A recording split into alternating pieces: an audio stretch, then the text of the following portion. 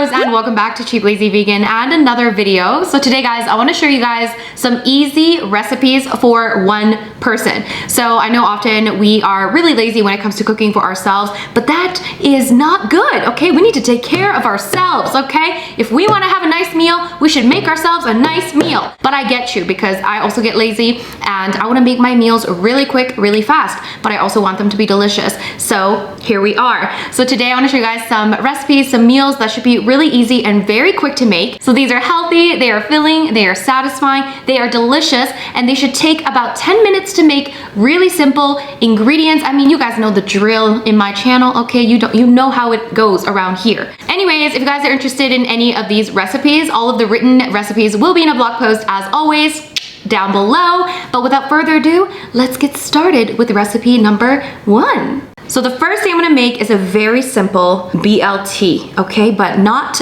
bacon. We are not using bacon around here. We're gonna use tempeh bacon. So bacon flavored tempeh. If you guys don't know, tempeh is a fermented soy product. It is a little less processed than tofu, I believe. It is very healthy. It is really, really, really rich in protein as well, and lots of other nutrients, all that good stuff. You can actually buy bacon flavored tempeh in the store, which is what I usually do. Or you can actually buy plain tempeh and then just marinate it yourself. But I prefer to just buy the bacon flavored tempeh because I'm lazy, okay? So this takes literally just, I don't know, less than 5 minutes, okay? So here's how to make it. I mean, it's really easy. It's just a meal idea, okay? Let's get started.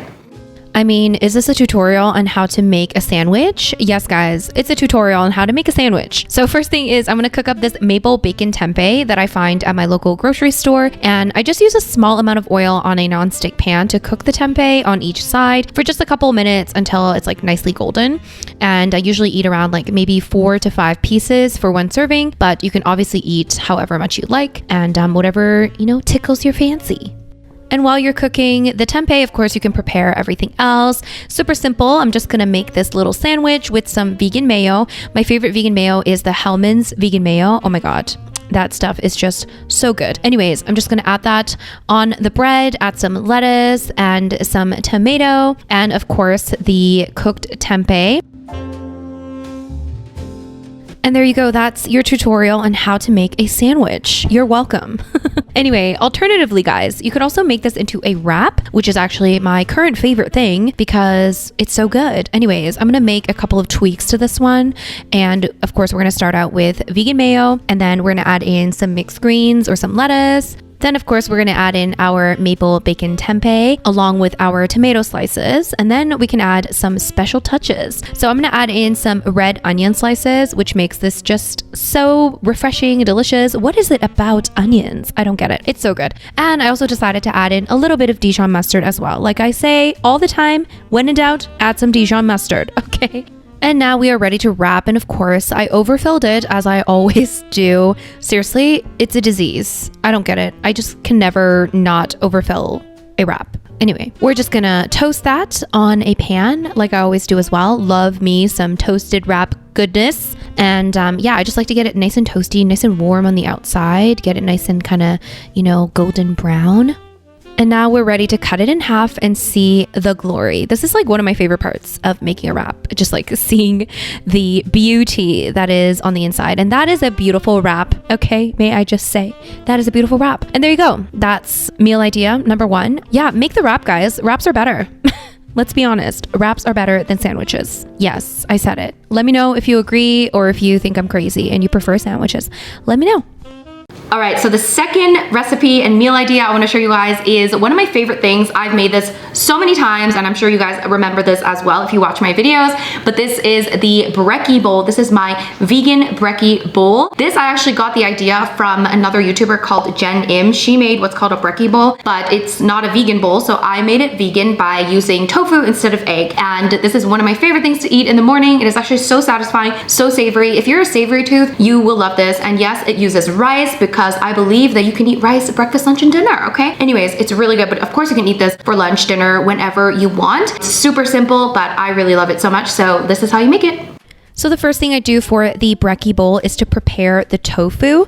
So I'm just gonna spray a little bit of oil on a nonstick pan, and I'm gonna cook up some medium firm tofu. And on the same pan while the tofu is cooking, I also like to cook some broccoli. And if I have it, I also like to add in some sliced mushrooms.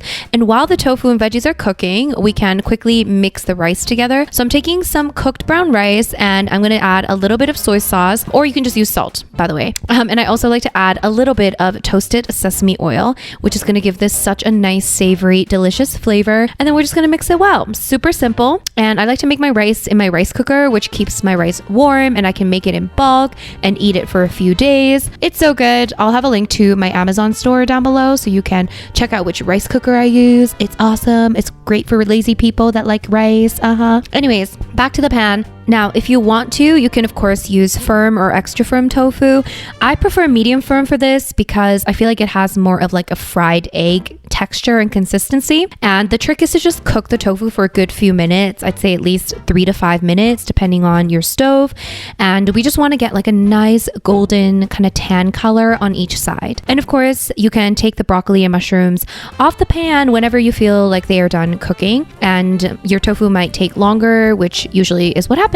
And once we've got that nice golden color, I like to add in some black salt on top of each piece. I just sprinkle on a little bit, and black salt is also known as kala namak, and that is going to give this a really nice like eggy taste. So it kind of makes it like a fried egg substitute. It's super easy and simple. And of course, you can feel free to add any other seasonings if you want to, garlic powder, onion powder, or whatever. I like to keep it pretty simple. I like the flavor of tofu, and sometimes I just need a little salt or black salt. And if I have kimchi, of course, I love to have this with kimchi. It's so good.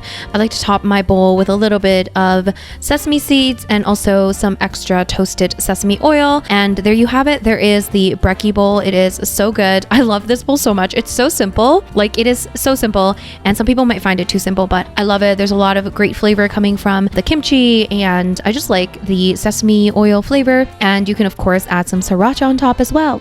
All right, so the last recipe is something that I actually made. I got the idea for it when I got food poisoning the other week. Okay, so I got major food poisoning and I couldn't eat anything, but my stomach was feeling a little better and I was like, I should eat something, but I couldn't really get myself to eat anything really solid. So I made myself kanji. You guys know kanji, like rice porridge? Okay, so I made rice porridge. I was really impatient, so I made it a really quick way, and I thought, hey, this would be a great video. And by the way, like, I love kanji. Whether or not I am sick, it is delicious and you can make it taste really good. So it is definitely not just for sick people, and this kanji is gonna be really filling, high in protein, satisfying, and I hope you guys like this recipe as well. Let's get started.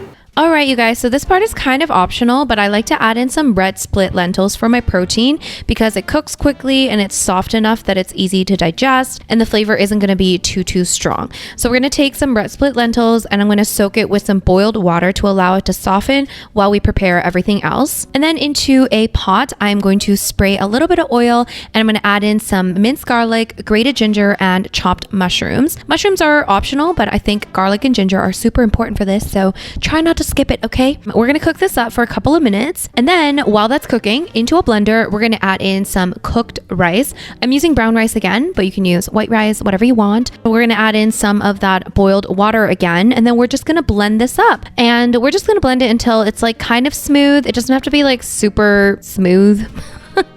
I don't know the word, okay? It doesn't have to be like super well blended, but like, you know, blended enough, okay? So we're gonna add that into the pot once it's blended, along with the soaked red split lentils, and then we're gonna bring this mixture to a boil. To season, of course, we're going to add in a little bit of soy sauce, and you want to basically cook this until the lentils have completely softened, which should only take about 5 to 10 minutes, especially if you've soaked the lentils in advance. And then, of course, I like to add in small amounts of water to get the desired consistency. I prefer my kanji to be quite liquidy and less thick, so I like to add lots of water just to get more of that soupy consistency. Now, this part is optional, but I love to add extra soft tofu to my kanji. I think it's so good. I like to chop it up like this nicely, but you can just literally throw it into the kanji and break it up. Super simple. Anyways, once the kanji is cooked, we can now put it into this nice bowl, top with the extra soft tofu, and I like to add a little bit of soy sauce on top of the tofu to season it because it's plain, and then of course some extra sesame oil, the toasted sesame oil, guys. Oh my god, it is so good. And I also had some little red chilies left over, so I'm going to add some of that along with some green onions. I think green onions are absolutely key for a delicious kanji, so don't skip that. And I also added just a little bit of toasted sesame seeds again, and there you have it. Super delicious and comforting. Oh, it is so good. Alright guys, so that is it for my 10-minute lazy, easy recipes for one. Whether or not you are cooking for yourself or somebody else, I hope you guys enjoy these. I hope you find these helpful for those days when you just don't really know what to eat. These are really simple ideas for you. If you guys want more recipe ideas for one person or lazy recipe ideas, I'll link some videos down below for you guys to check out as well. And of course, you guys can check out my ebooks, which are linked down below as always. If you guys enjoyed this video, please give it a big thumbs up. That really helps me a lot. Make sure you subscribe and turn on that notification bell so you don't miss my future videos. And yeah, that's pretty much it. I'll see you guys in my next video. Thank you so much for watching. Bye!